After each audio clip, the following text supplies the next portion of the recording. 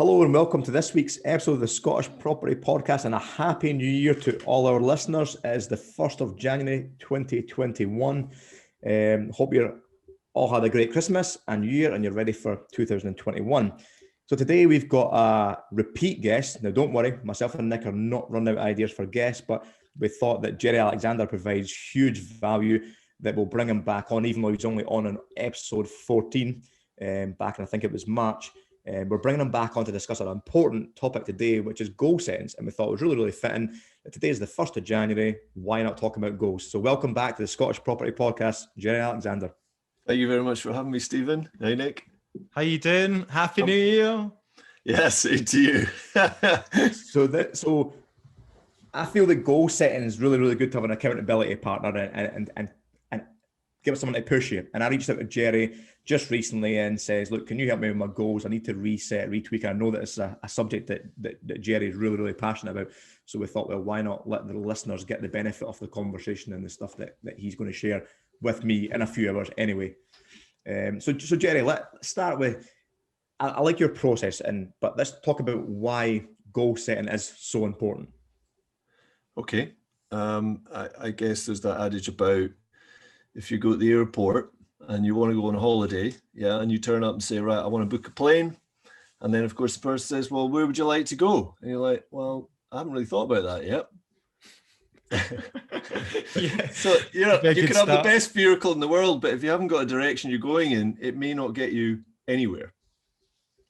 That's a good analogy. I like that. I like that too, yeah. So if you're pinpoint a right direction so you don't get distracted, go off course. There's loads and loads of things around it, isn't there? And I'm not a psychologist, but I've found that having a focus gives you more impetus each day, but also it means you can start achieving things in your life. And, the background of goal setting is not necessarily always about achieving something.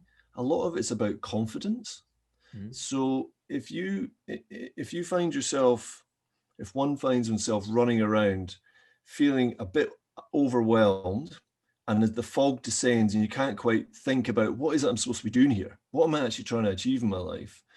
And it can be sometimes a bit discouraging when you're not achieving things you want to do.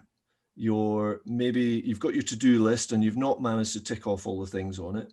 And actually, if you set too many goals and do too much and overestimate what you're going to do, actually what happens is psychologically or in the back of your mind, you're letting yourself down.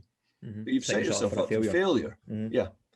So there's a good side to it and there's a bad side. And the bad side is if you overestimate and you end up putting yourself in a place where you're not achieving as much as you would like to, sometimes that can actually subconsciously add to that reduce your confidence level because you're losing trust in yourself. I'm getting deep already, but it's quite interesting that actually there's a whole psychological part to goal setting and achieving. And if you're not, what the impact is as well. Right. So what's your process for goal settings in your own personal, your own business and your own personal life then? Have you got a process that you follow? Yeah. So I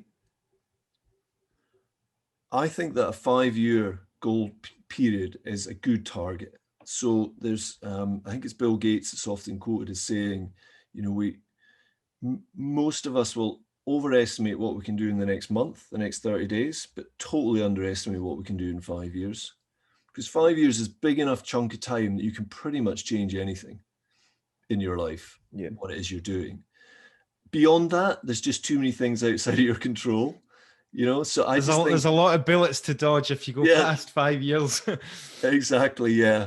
But if you've got a 5-year setup, then the whole process then really is just breaking it down into bite-sized steps, which might be yearly, quarterly, monthly, whatever fits with you. Mm-hmm. But I think it's important just to have something a bit further ahead. And Stephen, we've spoken about this a few times before, but I've sort of done this process for a number of years now. And I find that looking back over 5-year goals, I have underestimated 5-year goals. And it's quite interesting that if you if you set those goals for 5 years' time and you think yourself they're absolutely the right things to be going for, that's the kind of level I'm going to achieve, and you're kind of, they've got this, I guess you call it, I'm trying to think of the word, conditioning. Conditioning is the word. So basically, your life so far, all the things you've done, the people you've spoken to, the people that have spoken to you, have all given you a certain amount of conditioning about what you can achieve. And when you set those goals for 5 years, it's really important to try and park the things that are maybe a bit of a fait accompli, things that you know are probably going to happen anyway. I'll probably get that. I probably will get that. And I probably will do that. You need to try and pick goals that are going to make the hair stand up in the back of your neck. Stretch yourself a little bit. Push yourself. Yeah. If they don't stand up in the back of your neck, it doesn't make, then if it's not that exciting, it's probably not a 5-year goal.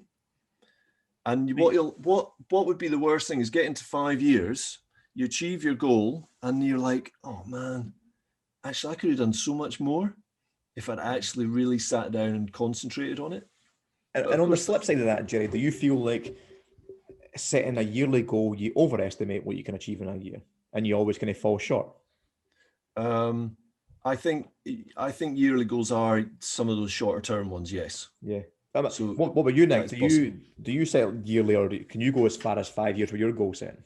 Well, I think we did like episode 2 of the podcast was like our goal setting for 2020. So I think if we listen back, I did set a 5-year goal. I do have a 5-year goal in mind, which I'm still working towards, albeit for me. And I just listened to Jerry's podcast on his podcast, the Commercial Property Podcast, and he was talking about how a lot of people just wrote off 2020 as soon as the pandemic hit. And I got to say, I am guilty of that, and I fell into that camp. And, you know, I regret it looking back now because I see other people who have made so much good progress.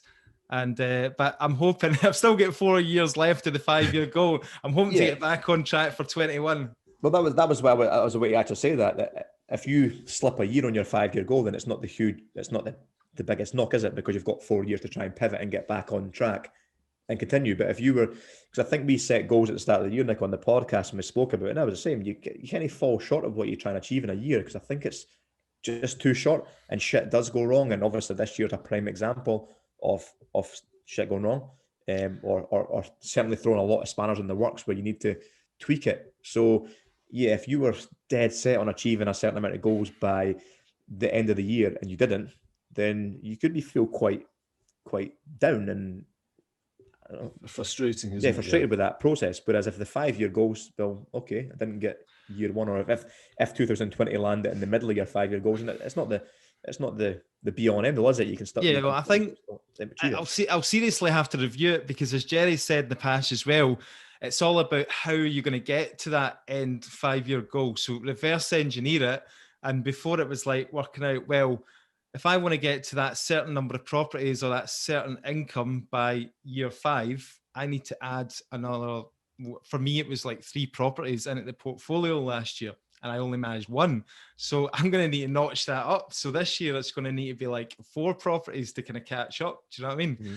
So it's about looking at that and reviewing it, I suppose, as well, is going to be really important moving forward. Do you find that, Jerry, do you set, when you set your goal sets at your 5-year, do you set them at a monetary target, a time target, a personal target? How do you set them, or how do you try and quantify them? Good question. So it's Robert Kiyosaki talks about time and money, doesn't he? Mm-hmm. And they're both interlinked. And the simple answer to your question is it's a mix. There isn't one specific thing.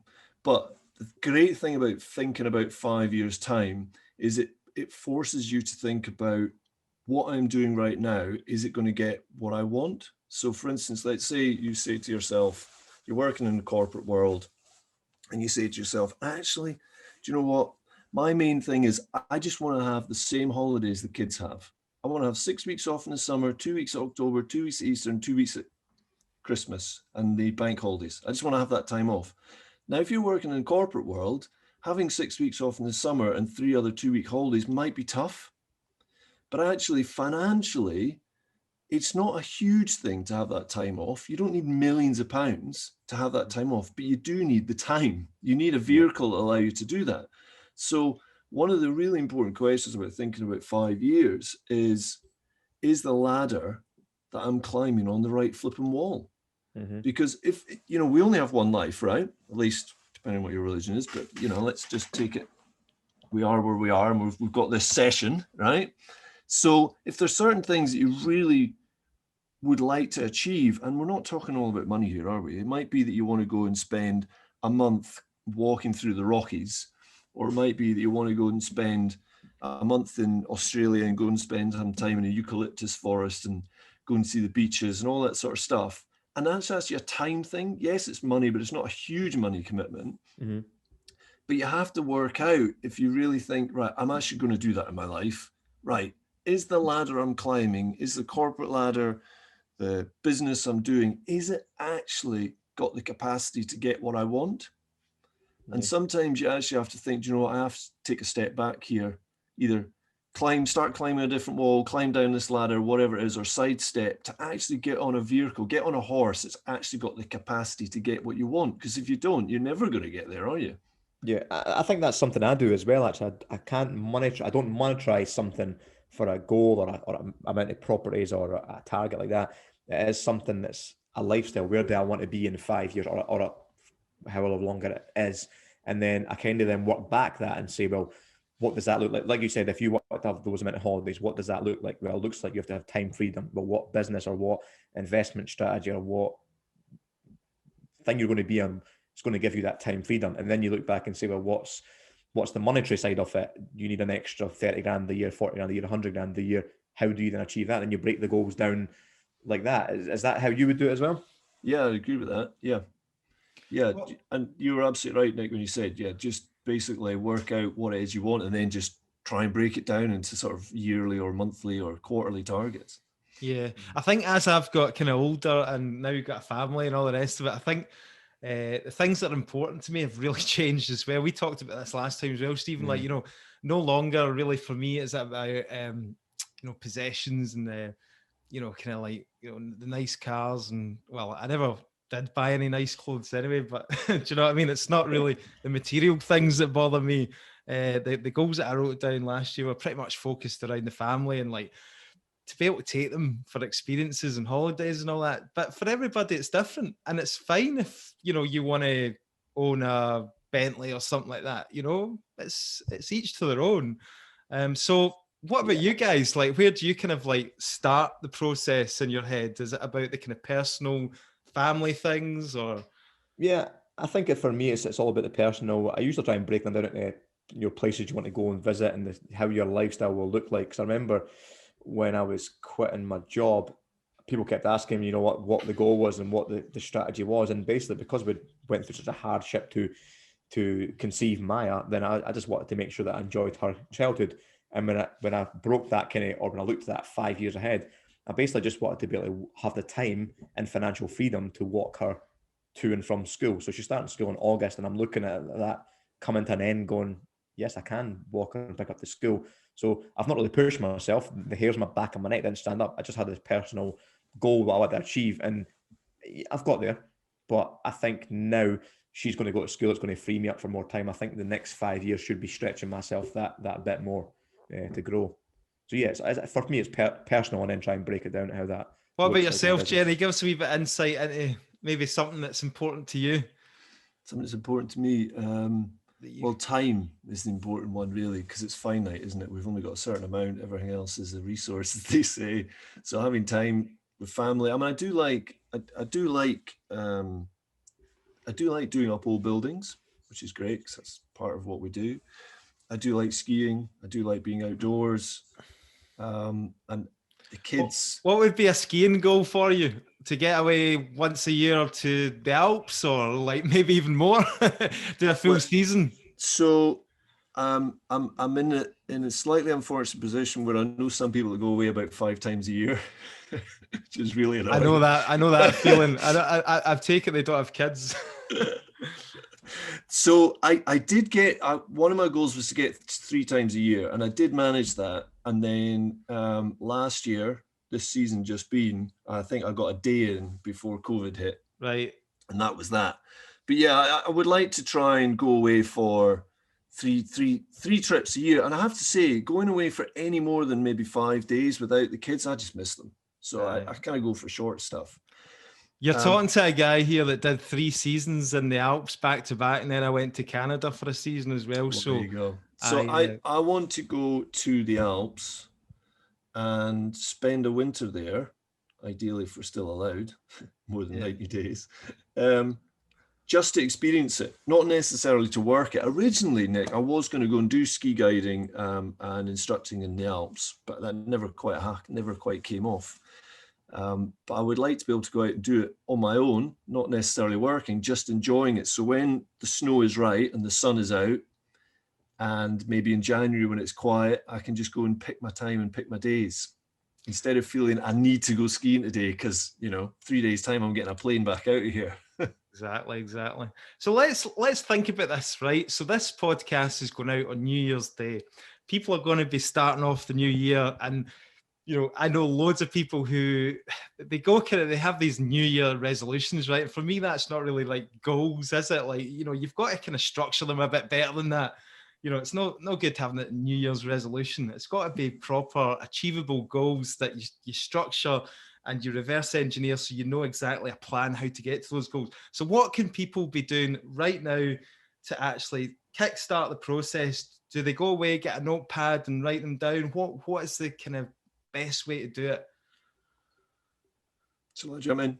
Yeah, go for it. I'll jump in. Yeah. So I would suggest if you're in a partnership, go and do that process on your own first. So just go and write down your it's not even goals. A lot of the stuff I talk about is around about lifestyle and making sure that your business helps you with your lifestyle. And I don't necessarily think that my business is a lifestyle business. I'm not trying to create a lifestyle business, but I am trying to make sure the business doesn't dictate what happens in my life. It's more that I'm dictating what's happening in the business. And trying to, set goals on what you want first. And the same for your partner. If you have a partner, if you don't, then you don't have to worry about compromising things. You said in your podcast, if you don't, then you're lucky. There's no compromising going on. You set your own goals. But basically, you go out and write down some of the stuff that's important to you. What do you want in your life? And some of it might not be achievable in a year. Some of it might be in 10 years. Some of it you might have to just pan because actually, realistically, there are other things that have got a higher priority. But once you've done that and your partner's done that, he's coming back together and reviewing, I never knew you wanted to do that. Really? Oh, why have you not done that? Or what can I help you achieve that? And some of them might be the basics, like I'm going to go to the gym once a week.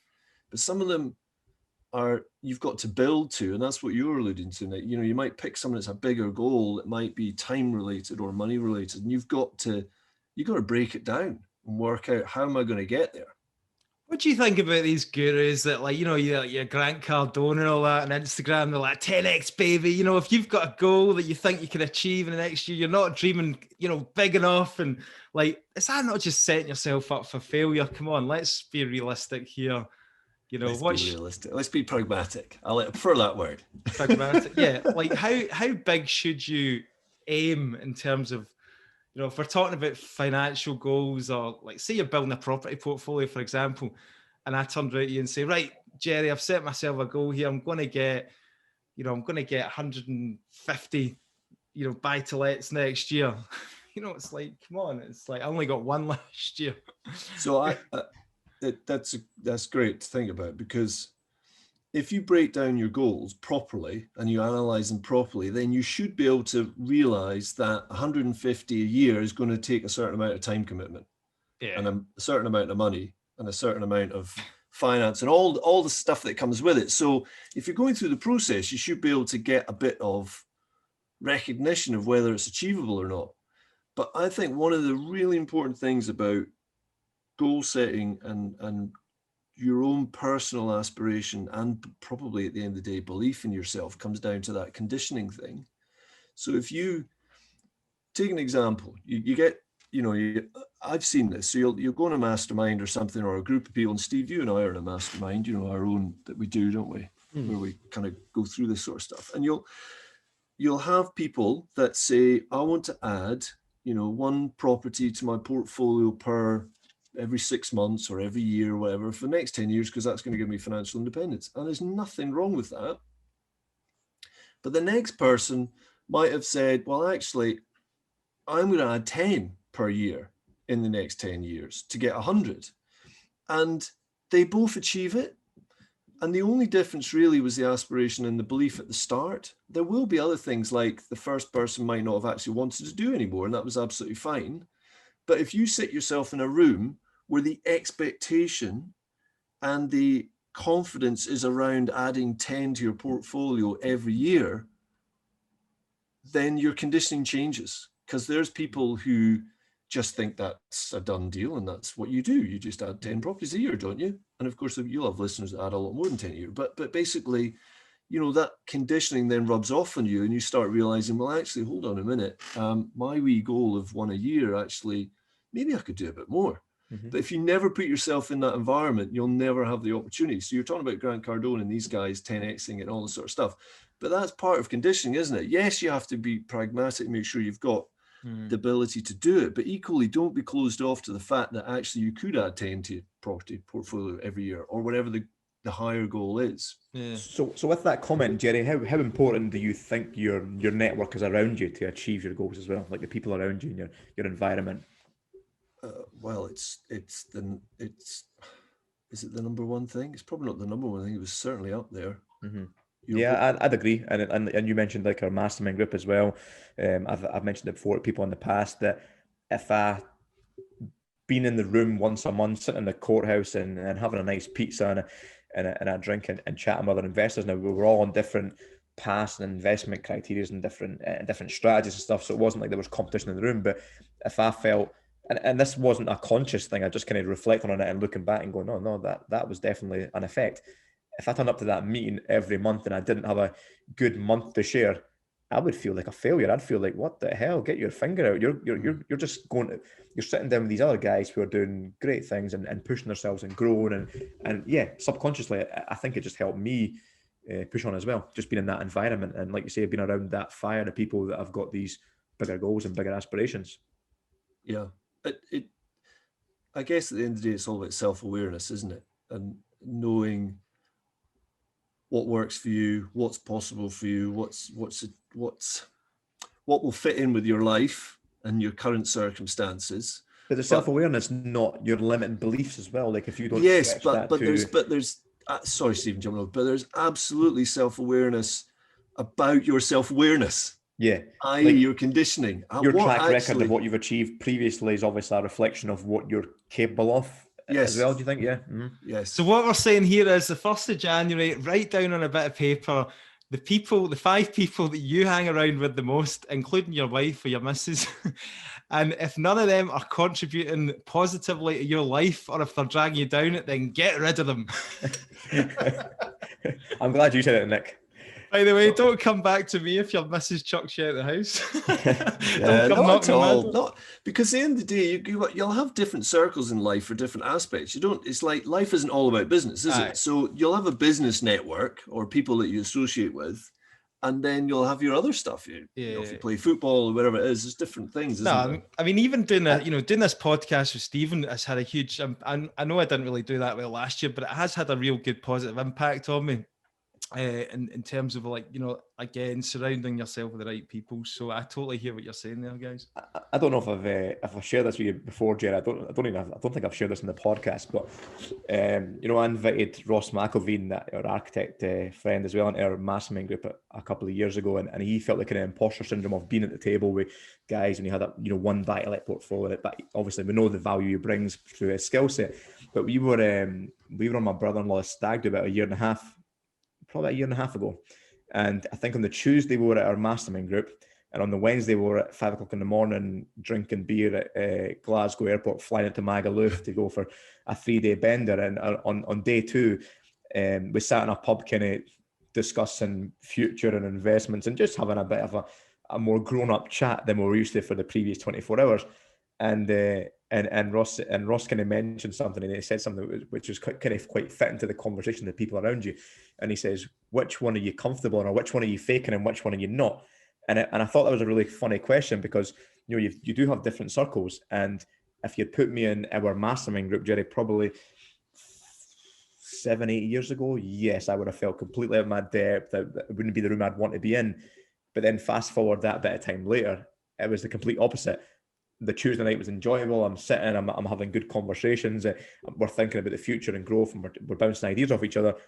And then I'm in the piss with, you know, these guys that I've kind of got nothing in common with now. And obviously I'm there because it's my brother-in-law, you know, and I would be there. But it was like, I hope this is the last stag do I'm ever on, because I can't really handle the drinking anymore, and I can't handle the kind of I just wasn't what I'd be used to anymore. My kind of circles had changed a lot, that I didn't feel comfortable in that surrounding as I would have a few years previous. I don't know if that makes sense. You've probably got mates that you could probably handle, like, you know, they might be lifelong mates, but now you could probably handle maybe like an hour with them or something like that. Whereas the thought of actually going on holiday with them for 3 days, you know, might be, you know, enough to kind of think, oh no.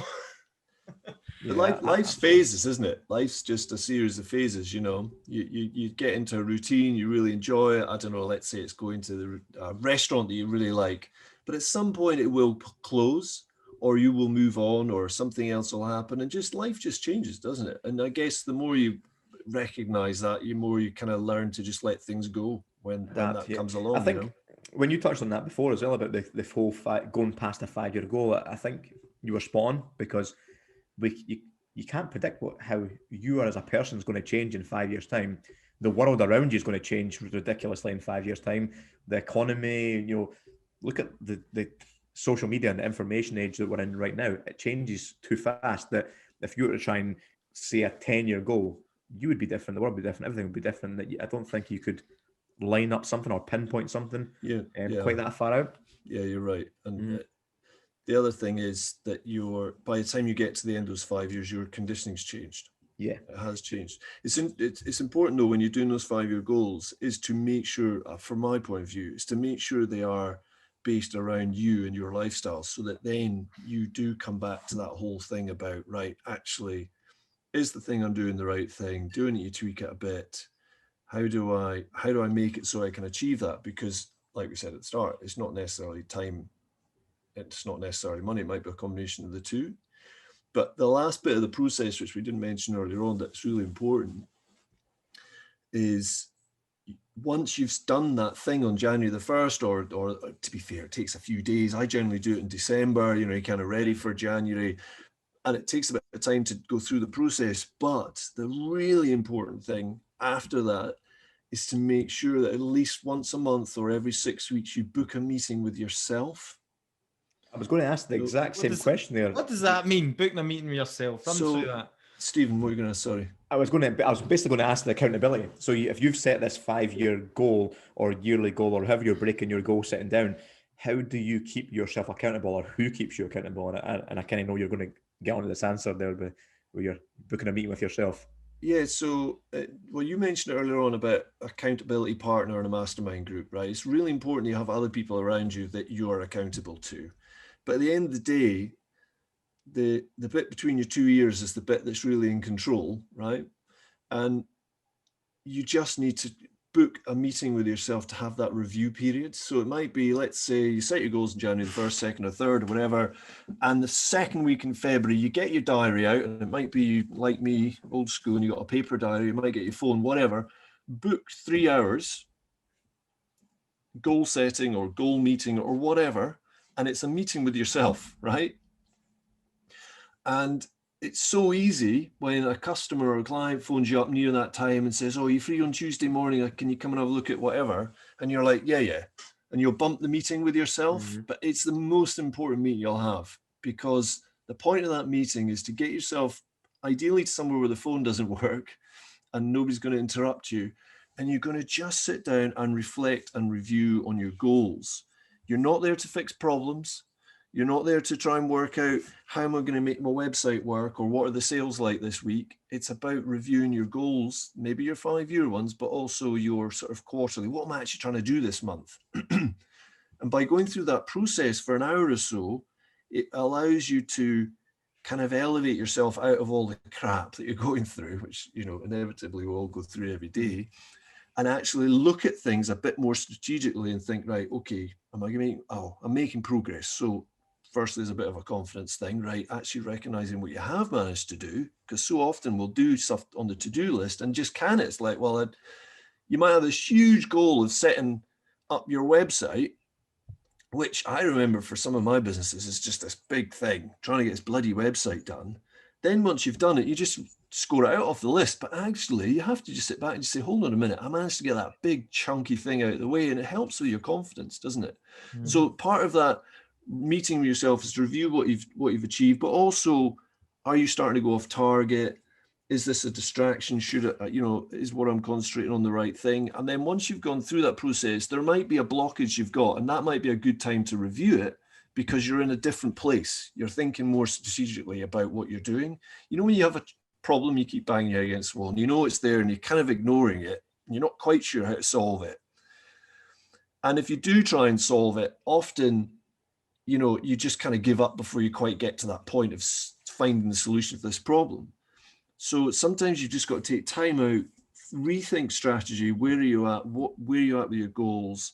And then actually some of those walls are easier to get around, to get over, because you've worked out actually, do you know what? It's completely irrelevant anyway to my goals. Or B, if I do this X, Y, and Z over the next month, that's going to give me a way to get around it. So the meeting with yourself is just review, reflection, reset. That's the point of it. But if you don't have that meeting, before you know it, it'll be January 2022. That's what happened to me. What happened to me. Exactly what you said there. I had these big ambitions and I never really sat down during the year and said, where am I at here with this? How do I actually get back on track? It's not easy, is it? It's not easy. And you said it earlier on, Nick, about setting, don't just sit down and do New Year's resolutions. New Year's resolution is I'm going to go to the gym once a week or whatever, but setting out proper plans of what you want to achieve takes time, effort, thought, and then the most important bit is actually making sure it happens. Yeah. And just on that point of making sure it happens, so just to give people a bit of context and the sort of case study in my own circumstances, because people relate to this. So like for me, it was about getting 3 buy-to-let properties over the course of the year. Right now, I think where I went wrong as well is you're talking about booking in time, a meeting with yourself, like, every quarter or whatever. For me, I didn't book in the time for viewings, like, each week. So if you break that down into the week, like how many viewings do I need to go out and do to try and acquire the properties? I wasn't booking that time in, which basically set me up to fail because I was getting too caught up in all the other shit that life was throwing at me along the way. And I wasn't doing that one thing that was going to be basically, going out to the viewings, putting offers in and building up relationships with estate agents to try and get the end goal for the year, which was 3 properties. I think you hit the nail on the head there, Nick. Like, that's like starting a New Year resolution and saying, I'm going to have a 6-pack, this is what I'm going to do, but you need to break down the steps. If you want to view or add so much properties to your portfolio, it's break down them little steps. It's all about little changes, isn't it, every week? And like Jerry's saying, if you're reviewing that regular, you're going to know if you're off track. If it's adding 3 properties to your portfolio, you know that you have to view 20 or 25 properties and do due diligence and your appraisal of these and offers before you get that one. And that's the time. That's you 75 properties you've got to view over the year. You've got to break that down into every month, saying, well, each month I've got to view X amount. So I think you hit the nail right on the head there. It's all these small little changes and actions that make up your achieving your goal or not achieving your goal. And if you don't kind of keep track and traceability on that, then you'll quickly get lost, won't you? Unless you just get lucky like Stephen and you get deals flying at you from all angles. But no, I don't believe that's luck, mate. I believe that obviously, you've built a good network and things are coming to you just through your network as well. These age lines didn't appear themselves, mate. I know, mate. I see the grind that you go into. Don't worry. There's definitely a lot of hard work that goes on there behind the scenes. So I think that was really good. It's actually gave me a bit of clarity going forward as well. I really like Jerry's tip there on booking the meeting with yourself. I think for me, it'd probably be walking on Monroe or at least going for a bit of hill walking, because most of the time you don't get signal or you leave your phone in your pocket, just to kind of reflect and not get dragged into into the nitty gritty of the day to day, the calls, the emails, stuff like that. So yeah, I've taken that away, definitely. I've used too many excuses this year, you know, one of them being COVID. And, you know, okay, that was something that came that nobody, you know, it was a total unexpected, but it's not an excuse, because I look back on all the people in our Facebook group and stuff like that, you know, and the other day I actually posted something, don't know if you saw it, it was, you know, how many properties, how many deals have you managed to add to your portfolio this year? And there was a really large, actually, the majority of people, I think I had it split up into sections. So it was like either 0, 1, 2 to 5 properties or 5 to 10. And the majority of people in the group actually said that they added, I think it was 5, no, would it have been, 2 to 5, basically. I think the majority were at. And there was about 46 people replied to that poll in that section. And here's me sitting at 1. So it's not because of a lack of money, because I've got the money sat in the bank. So I can't blame it on that. So again, it boils down to mindset, sitting down with yourself, reviewing your goals, and blocking out the time to actually make the steps. Yeah, Nick, back to the 3 properties thing.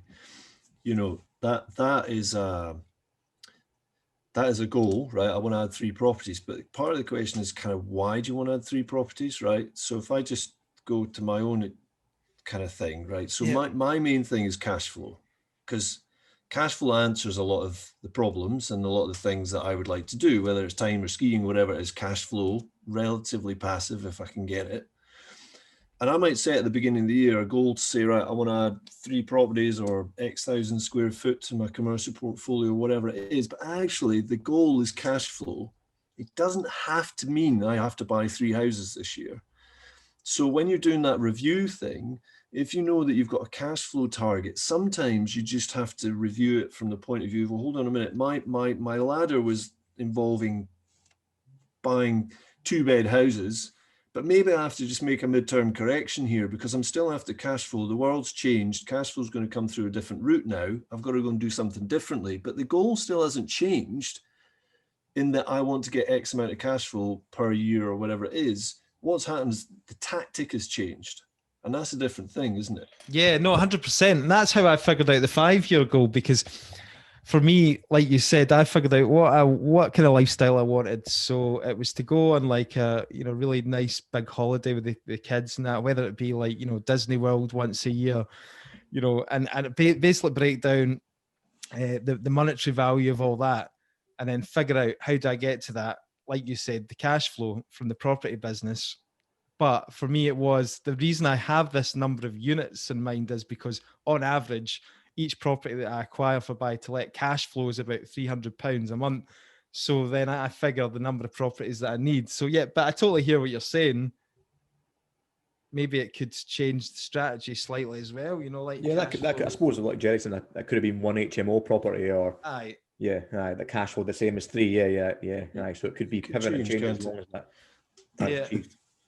Part of the other part about the whole benefit of goal setting, which maybe I should have said right back at the start, was that sometimes when you're looking at opportunities, especially when there's a year like this, when there's all sorts of, because the thing is, when there's loads of disruption, it does mean there's loads of opportunity, right? So, you know, people have been looking at the stock market this year, people are looking at different property and wondering, is it going up, is it going down? People are saying, you know, commercial property, which is what I do, is, you know, you don't want to be doing commercial property because, you know, nobody's paying the rent and they're all leaving. Well, you know, there's all this noise going on, but actually all that disruption gives you loads and loads of opportunity, right? But the trick with goal setting is making it so that you can define what is a distraction and what is an opportunity. Because when there's a year like this and all these things are coming at you, and if you are an opportunist and you like looking at, you know, the next shiny penny, it can be quite difficult sometimes to just think, well, actually, is this thing coming up right now an opportunity, or is it a distraction? A distraction being something that's not going to help you get what you want. It may get you some money or some time, but it's not necessarily long-term going to get what you want.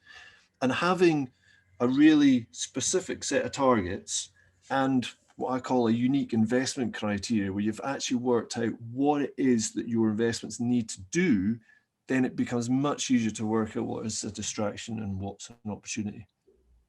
Cool. What do you think? I think that's a great place to end Wait a minute, popular. sorry, I've got another couple of questions. Go for Because I it. think it would be, I think it'd be good to put you on the spot. And I'll start if you want. And I just want to know personally, in your own circumstances this year, and we're recording this in December 2020, so just approaching the tail end of the year. You know, where have you achieved? Where have you underachieved? Where could you do better? So I'll go first, give you a chance to think about it.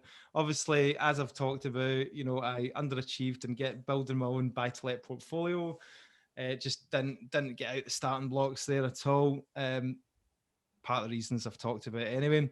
I think where I've managed to do all right is building the lettings agency business, and obviously, you know, getting the landlords in and building that up to over 100 units now. So I'm quite happy with where I sit with that. So I don't know about you guys. Anything, Stephen?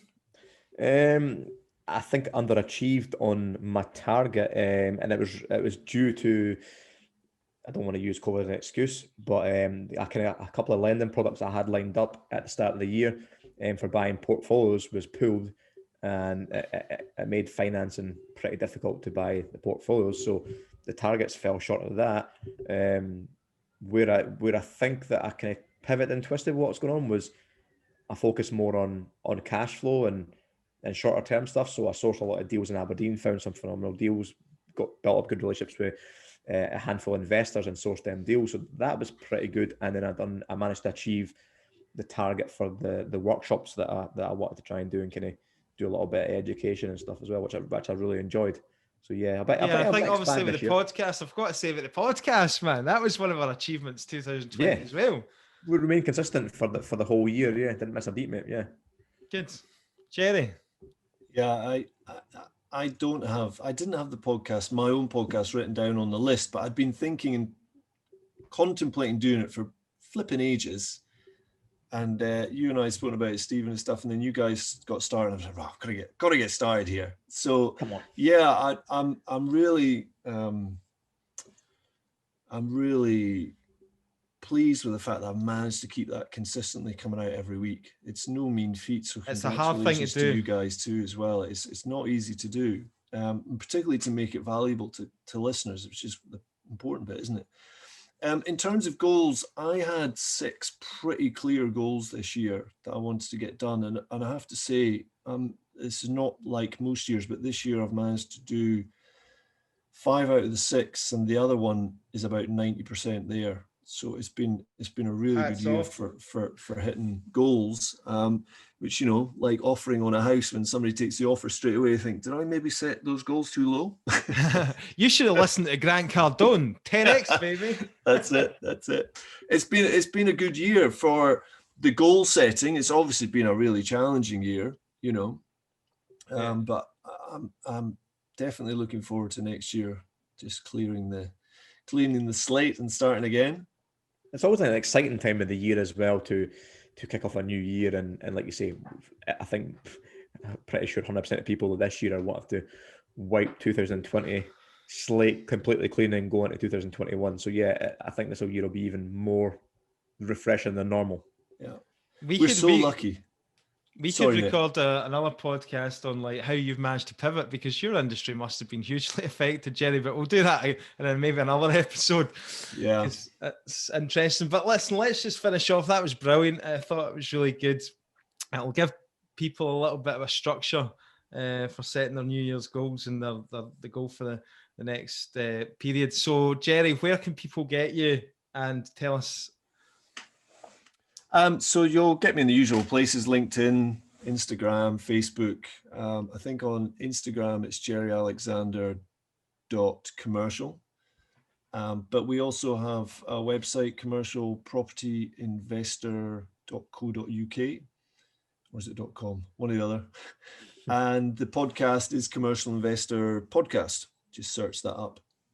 That's brilliant. Superb, Jerry. Thanks a lot for joining us. I'm sure people will take a lot of value from that and help them set their goals for this year. Brilliant to be on. Always a laugh with you guys. Thanks. Keep up the good work. Hope 2021's a good one for everybody.